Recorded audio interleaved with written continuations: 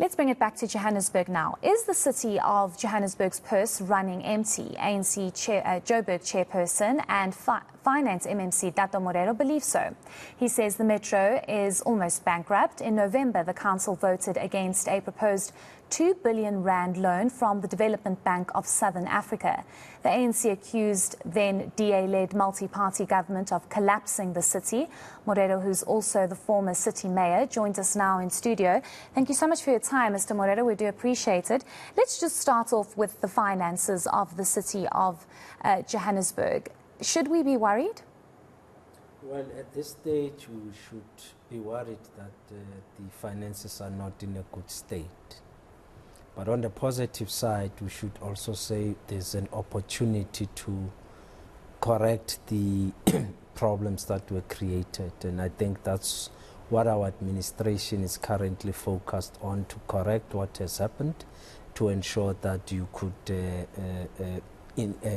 create a better and a healthy financial position for the city.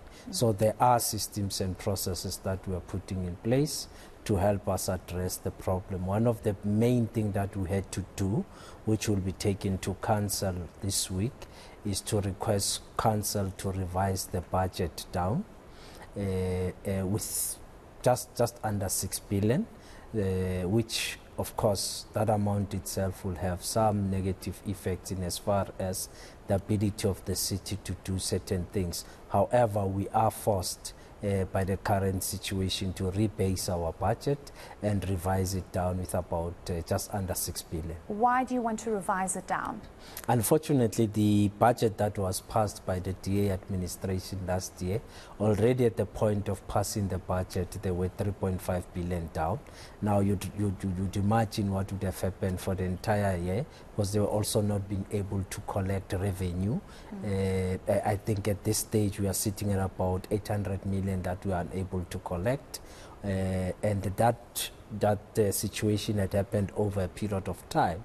So which suggests that we are forced to revise the budget to allow us to go out, collect revenue in the next 3 to 4 months, so that we can safely say around end of June, now we are at a better situation as the City of Johannesburg. So you are privy to the city's finances, and I can tell you.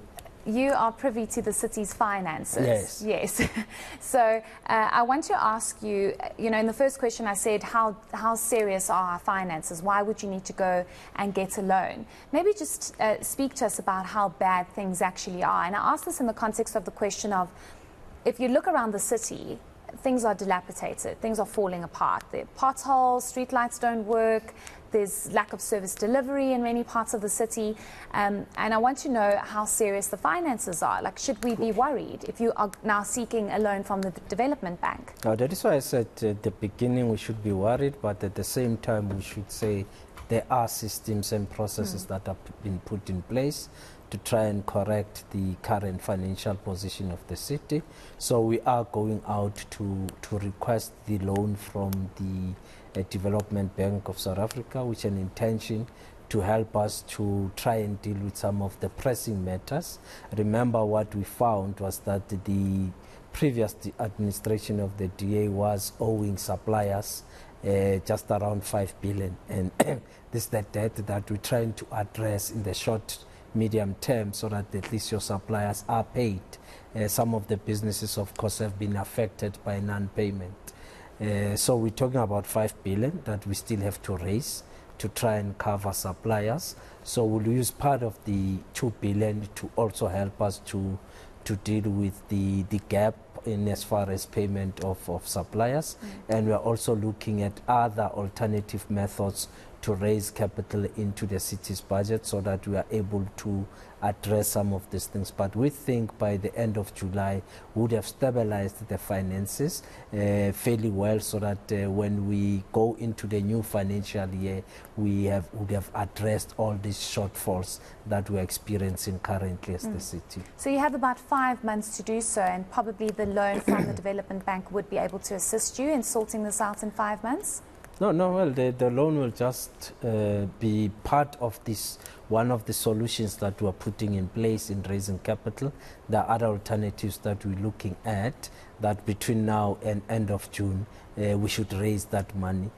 Part of the money that will emphasize on raising is our own revenue collection, so that we increase our revenue collection. You are aware that currently our revenue collection is actually under 80%, which that is why you are in this mess, because 70% of your budget should be financed by the city itself. So if you are unable to raise and collect revenue, then you will not be able to have that 70% of your total budget. So therefore, in the next few weeks and months, we'll be focused on revenue collection. As I said, currently we are not collecting 800 million, which we have to find ways of how we're going to collect this thing. But we also appreciate the fact that majority of the households and residents have been affected by the effects of COVID. Some have lost their jobs, some can't be able to manage their accounts and pay their accounts. Therefore,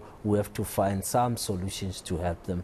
But it is also important to note that commercial or business itself is owing us about 7.4 billion just on business. So we'll have to go and engage with big business, engage with them to start looking at how best we can enter into arrangements so that they can pay the city. But we also appreciate that some of the small business in particular could either be under liquidation and so on and so on, and we have to find ways of how we close that debt of about 7.5 billion.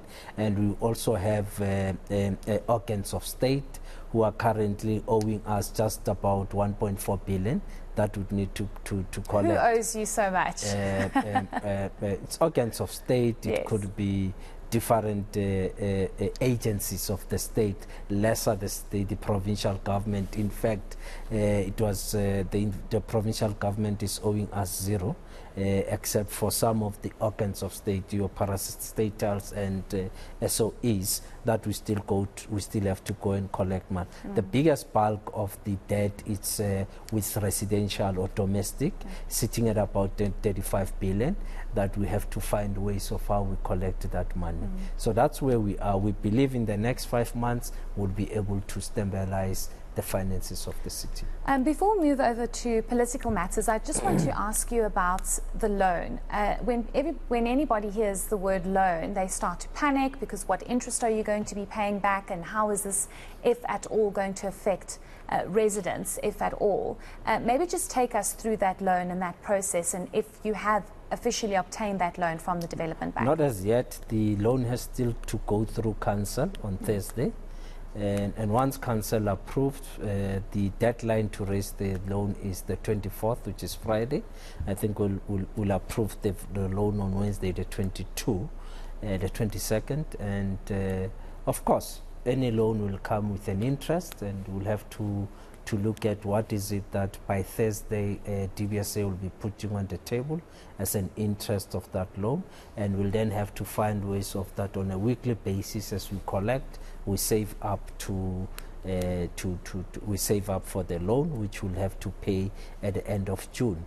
Of course, we'll also have to relook at how do we then finance some of the gaps moving forward from July, and we'll have to find creative ways of doing so, which can also include long-term borrowing, which is normal in government, that you can enter into long-term borrowing for you to be able to do capital projects, in particular to ensure that you address problems of traffic signals, potholes and road surfacing. And one of the biggest problems we are faced with in Johannesburg now, as a result of the floods and the rains, is stormwater. So we have to focus on stormwater in the next year to ensure that we address the stormwater problem. So borrowing, it's inevitable. We'll have to do so. It will also involve us meeting with a number of investors and see how far their appetite is to help Johannesburg. We think we can rescue Johannesburg quite earlier than people thought. Well, let's see what happens on Thursday when this is taken to council. I want to move over to issues related to the newly elected, well, he's not really new, but he is fairly new, mayor of the city of Johannesburg. Yes. And when people saw this unfold, everybody was slightly confused that how did a member of Al Jamaa get the seat of mayor in the city of Johannesburg? Yes. And I'm just curious to know about your views on this. You being the ANC Johannesburg chair, there were apparently talks between yourself and the EFF, and I'm not sure if those collapsed or yes. what exactly happened. But this ultimately led into an Al Jamaa mayor being elected. Yes. Do you think that this is going to last? Perhaps let me respond in this fashion. The negotiations between the EFF and the ANC, which is between our provincial leadership and the national leadership of the EFF, came to a conclusion that whilst there are negotiations on other matters, for now Johannesburg doesn't have to withdraw. If you'd remember, we had withdrawn our motion in November at council meeting because there was no conclusion of the negotiation at that time. So we were also saying we can't withdraw it again in January. And that's what we presented as the ANC to the EFF and other coalition partners. Then an agreement was therefore reached that will then go with a temporary arrangement, and that arrangement will then include that the candidate will come from a minority party. And the process then was undertaken, which process then arrived at the name of the current executive mayor, Councillor Ahmad Abubakar Tapelo, who I think all of us collectively then agreed that he should be the mayor of the city of Johannesburg, and eventually went into council and we voted him into the seat. So the city is in desperate need of some kind of stability, especially from leadership, and we haven't really been seeing that over the past couple of months with changes happening. Yes. And whether we want to be honest or not about it, it's evident if you just drive outside, you can see that there's a massive issue when it comes to service delivery. You as the ANC chair in Joburg, I'm sure you understand the importance of there being stability within the city when it comes to leadership. As much as it is a coalition, there's a lot of volatility that happens there. But surely there needs to be some kind of stability. Again, do you think that this is going to last? Because many were saying this is just an interim mayor for the time being. And, you know, as a resident, you look at this and you go, but I mean, how much more instability can we have? Okay, we do have a stable administration. We've got a city manager, and we have taken a decision to go through a process of finalizing an appointment of a city manager and a group CFO and a COO to ensure that the administration of the city is intact. We've got CEOs, we've got directors everywhere who have been doing their work, and that is why waste is collected every morning, regardless of the change in political leadership. That is why you still open your tap, there's still water. Of course, there are other bigger challenges that are there in the city, which requires leadership. And I always argued that the problem with the previous administration of the DA and Action SA was lack of leadership.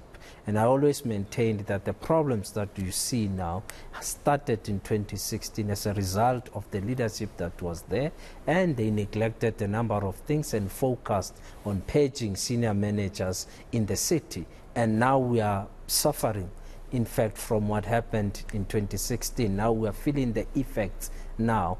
But that is why we are committed as the current collective of parties to correct all these things. We will ensure that that is why even if we are revising the budget down, we then agreed that in revising the budget down, any items that are related to service delivery, revenue generation and revenue protection, we will not remove them on the budget to ensure that services still continue and all residents of Johannesburg can still enjoy services that are there. But also accept that there are things that happens in between. For example, we had to now shift about 60 million rands as a result of a substantial sinking in Roodepoort, as a result of what you call the Zamazamas, who have now affected infrastructure in Roodepoort. And those are some of the matters that forces us to now call on national government in particular, that we think is the time that the army should be deployed, especially in Roodepoort, where you've got a problem Zamas, and if that problem is not attended urgently, it's going to destroy the entire infrastructure. Now, we have to manage those things and provide proper leadership as the collective, and hence we decided yesterday that yes, we will shift back 60 million to City Power for them to be able to move the substation to another area so that the residents are not affected by blackouts. So from time to time, we'll prioritize matters that affect directly your residents. Okay, thank you so much. I mean, we could sit and talk about the city all day. You know, I have many challenges, but hopefully that will be sorted out. Thank you for your time. Thank you, Heidi. We do appreciate it. Have a wonderful day. You too. That was the ANC Johannesburg Chairperson and the MMC of Finance, Dada Morero.